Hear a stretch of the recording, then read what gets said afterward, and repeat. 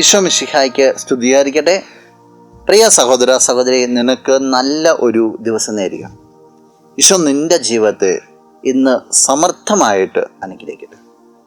യോഹന്നാന്റെ സുവിശേഷം 5-ാമത്തെ അധ്യായത്തിൻ്റെ ആദ്യത്തിൽ ബെത്സയിദ കുളക്കരയിൽ 38 വർഷമായിട്ട് തളർന്നു നിൽക്കുന്ന ഒരു വ്യക്തിയെ കാണുന്നുണ്ട്. 38 വർഷം, 38 × 365 എന്ന് പറഞ്ഞാൽ വലിയൊരു നമ്പറാണ്.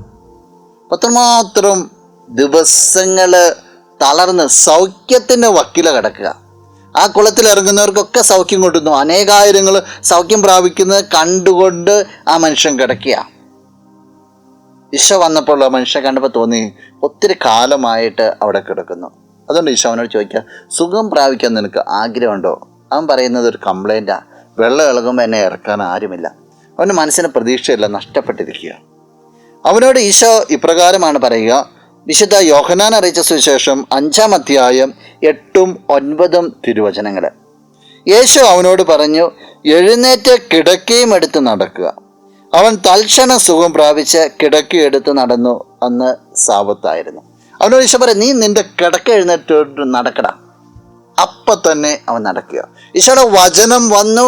അവൻ അപ്പം തന്നെ ആ വചനം അവനിൽ സംഭവിച്ചു.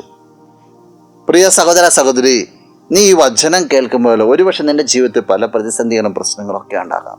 നീ കർത്താവിൻ്റെ വചനത്തിൽ വിശ്വസിച്ചാൽ ആ നിമിഷം ആ വചനം നിന്റെ ജീവിതത്തിൽ പ്രവർത്തിച്ചിരിക്കും.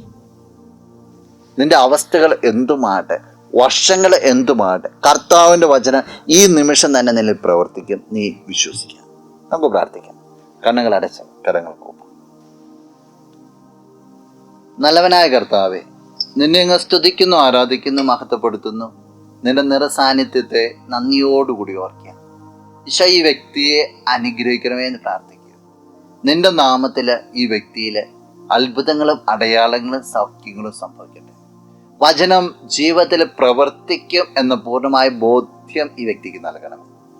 ഇന്നത്തെ ദിവസത്തെ നീ സമർത്ഥമായിട്ട് അനുഗ്രഹിക്കണമേ, ഇപ്പോഴും എപ്പോഴും എന്നേക്കും. ആമേൻ. ആരാധിച്ചിടാ